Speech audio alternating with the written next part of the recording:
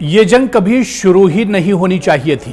یہ الفاظ تھے امریکی صدر ڈونلڈ ٹرمپ کے، جو انہوں نے اقوام متحدہ کی جنرل اسمبلی کے اجلاس کے سائیڈ لائن پر اسلامی ممالک کے سربراہان سے ایک اہم ملاقات میں کی۔ یہ ملاقات معمولی سفارتی مشق نہیں تھی، بلکہ غزہ میں جنگ بندی کے لیے کوششوں کا اہم سنگ میل تھی۔ تو سوال یہ ہے کہ کیا یہ ملاقات واقعی غزہ میں امن لا سکتی ہے؟ اسلامی ممالک کا موقف آخر کیا کچھ ہے، اور کیا امریکہ اب اپنا کردار بدلنے جا رہا ہے؟ اسی کو ہم تفصیل سے جاننے کی کوشش کریں گے۔ دراصل اکتوبر 2007 سے شروع ہونے والی غزہ کی جنگ میں ہزاروں فلسطینی جاں بحق ہو چکے ہیں، لاکھوں لوگ بے گھر ہیں۔ اسرائیل اور حماس کے درمیان کشیدگی تھمنے کا نام نہیں لے رہی ہے۔ انسانی بحران نے دنیا کی آنکھیں کھول دی۔ اسلامی ممالک بارہا اسرائیل کی کارروائیوں کو جنگی جرائم قرار دے چکے ہیں، جبکہ امریکہ طویل عرصے سے اسرائیل کا حامی رہا ہے۔ ایسے میں اسلامی قیادت اور امریکہ کا ایک میز پر آنا ایک اہم سفارتی تبدیلی کی نشاندہی کرتا ہے۔ یہ اہم ملاقات نیو یارک میں اقوام متحدہ کی جنرل اسمبلی کے اجلاس کے دوران قطر اور امریکہ کی مشترکہ میزبانی میں ہوئی، اور اس میں جو ممالک شامل تھے ان میں خاص طور سے سعودی عرب، متحدہ عرب امارات، قطر، ترکی، اردن، مصر، انڈونیشیا اور پاکستان۔ یہ سب وہ ممالک ہیں جن کے علاقائی اثر و رسوخ اور سفارتی چیلنج اہم سمجھے جاتے ہیں، خاص طور پر فلسطین کے معاملے پر۔ دراصل قطر کا موقف جنگ بندی اور جو بندی ہیں ان کی رہائی کا رہا ہے۔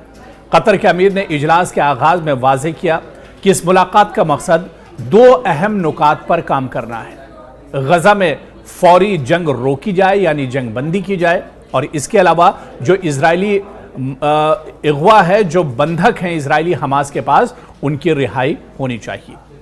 قطر جو حماس اور مغربی ممالک کے درمیان رابطے کا ذریعہ بنا ہوا ہے، اس عمل میں مصالحت کار کا کردار ادا کر رہا ہے۔ اور اس میٹنگ کے بعد ٹرمپ کا رد عمل سب سے اہم رہا، کیونکہ یہ سب سے اہم ملاقات مانی جا رہی ہے جس میں کئی اسلامی ممالک اور جو بڑے اسلامی ممالک ہیں ان کے سربراہان اور لیڈران شامل تھے۔ امریکی صدر ڈونلڈ ٹرمپ نے اس ملاقات کو اپنی جنرل اسمبلی کے دوران ہونے والی سب سے اہم میٹنگ قرار دیا۔ ڈونلڈ ٹرمپ کے الفاظ تھے کہ دنیا میں کوئی اور گروپ ایسا نہیں جو اس مسئلے کو حل کر سکے سوائے آپ کے، یعنی اسلامی ممالک کے۔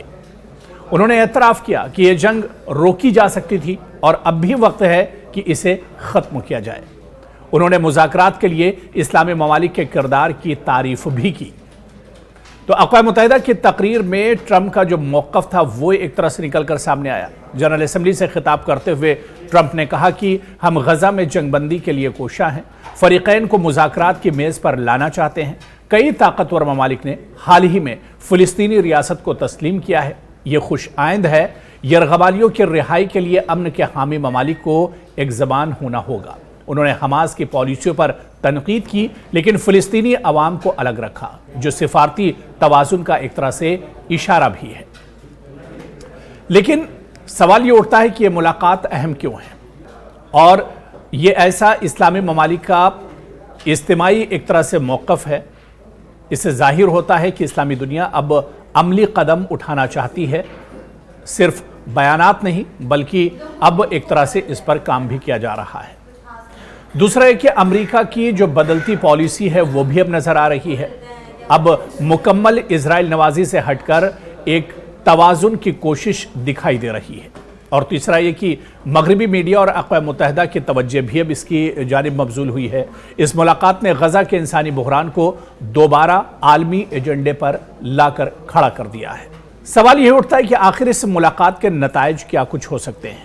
کیا جس طرح سے اسلامی ممالک کے ساتھ ڈونلڈ ٹرمپ نے ملاقات کی ہے، کیا اب غزہ میں جنگ بندی ہوگی؟ کیونکہ اسرائیل اب مکمل غزہ پر کنٹرول حاصل کرنے کے لیے پیش قدمی کر چکا ہے، اور یہاں پر حملے بھی اسرائیل کی طرف سے تیز کیے گئے ہیں۔ ایسے میں سوال یہ اٹھتا ہے کہ کیا ڈونلڈ ٹرمپ کی یہ جو کارروائی ہے، ڈونلڈ ٹرمپ کی جو ملاقات ہے اسلامی ممالک کے، اس کے ثمر آور نتائج برآمد ہوں گے؟ دراصل جنگ بندی کے لیے یہ ایک بڑا عملی منصوبہ مانا جا رہا ہے۔ जो बंधक हैं उनकी रिहाई और इंसानी इमदाद के बदले जंगबंदी की बात कही जा रही है। इस्लामी ममालिक का ये एक नया इत्तेहाद है जिसके साथ डोनाल्ड ट्रंप ने मुलाकात की थी। शायद एक इस्लामी राब्ता ग्रुप बने जो मुज़ाकरात की निगरानी करे। इसके अलावा अमेरिका इजराइल पर दबाव डाल सकता है और अपने दोस्त को बचाने के लिए इसे रोकना भी आता है।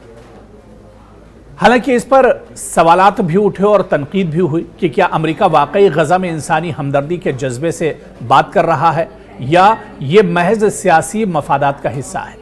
क्या इस्लामी ममालिक खासकर सऊदी अरब और कतर अमली इक़दाम उठाएंगे? क्या ये सब कुछ सिर्फ अल्फाज तक महदूद रहेगा या ज़मीन पर भी तब्दीली नजर आएगी? जाहिर सी बात है कि क्या ये उम्मीद की किरण है और इस गैर मामूली इजलास ने दुनिया को एक सिफारती उम्मीद ज़रूर दी है। अगर इस्लामी ममालिक मुत्तहिद रहें और अमेरिका वाकई संजीदगी से सालसी करे तो ये जंग जिसे शुरू नहीं होना चाहिए था शायद अब ख़त्म हो जाए। फ़िलिस्तीनी अवाम जो महीनों से और सालों से खून के आंसू और महरूमी का सामना कर रहे हैं, इनके लिए मुलाकात शायद अमन की नई सुबह का पेश खैमा बने। तो ऐसे में क्या ये जो मुलाकात है समरावर साबित हो सकती है और क्या वाकई में खुले दिल के साथ और नेक नियति के साथ ये मुलाकात की गई है? ये बहुत बड़ा सवाल है, क्योंकि डोनाल्ड ट्रंप ने जिस तरह से इस्लामी ममालिक से मुलाकात की है इस पर कई तरह के सवाल भी उठ रहे हैं। लेकिन जिस तरह से अब ये पूरी पेशकदमी हुई और जिस तरह से मुलाकात हुई है, ऐसे में यही कहा जा सकता है कि आने वाले दिनों में गजा में अगर अमेरिका जिस तरह से या इस्लामी ममालिक जिस तरह से मुत्तहिद होकर एक साथ आए हैं और जिस तरह से ये बैठक हुई जिसमें जो मसाइल हैं जो इस पर बात की गई है, हो सकता है कि आने वाले दिनों में अमेरिका इजराइल पर दबाव बनाए। हालांकि माहिरीन का ये भी मानना है कि गजा में जो इतनी तबाही हुई, गजा में जिस तरह का कत्लेआम हुआ, जिस तरह से खून खराबा हुआ या जिस तरह से अभी हमले किए जा रहे हैं, इसके पीछे इजराइल के साथ अगर कोई खड़ा है तो वो सिर्फ और सिर्फ अमेरिका है। और ऐसे में अमेरिका दूसरी तरफ इस्लामी ममालिक के साथ भी बातचीत कर रहा है। यानी माहिरीन इस मुलाकात को बहुत समरावर तरीके से नहीं देखते हैं, लेकिन एक तरफ ये भी कहा जा रहा है कि अगर डोनाल्ड ट्रंप इजराइल पर प्रेशर बनाते हैं, उनके ऊपर जोर देते हैं, तो शायद जंगबंदी हो सकती है। क्योंकि इजराइल के अंदर भी जो बंधक हमास के पास हैं उनके रिहाई के लिए बड़े पैमाने पर एहतजाज का सिलसिला चल रहा है, लगातार एहतजाज किए जा रहे हैं। ऐसे में ये हो सकता है कि आने वाले दिनों में बेंयामिन नेतन्याहू पर अमेरिका की तरफ से प्रेशर बने और इस्लामी ममालिक ने जो एक तरह से अपनी मांग रखी है कि गजा में खून खराबा बंद होना चाहिए, गजा में जंगबंदी होनी चाहिए, तो ऐसे में बेंयामिन नेतन्याहू हो सकता है डोनाल्ड ट्रंप की बात माने, अमेरिका का दबाव उन पर बने और ऐसे में गजा के अंदर एक लंबे इंतज़ार के बाद जंगबंदी हो सकती है। हालांकि इसके लिए ज़रूरी ये भी होगा या आने वाले दिनों में ये भी देखना अहम होगा कि क्या हमास और इजराइल दोनों जो माहिदा है इस पर तैयार हो पाते हैं या नहीं, क्योंकि जब तक हमास और इजराइल दोनों इस किसी माहिदे पर नहीं पहुंचते हैं तब तक ये जंगबंदी नहीं होगी। और ऐसे में गजा में जब तक बहुत देर हो चुकी होगी और बहुत बड़े पैमाने पर नुकसान हो चुका होगा।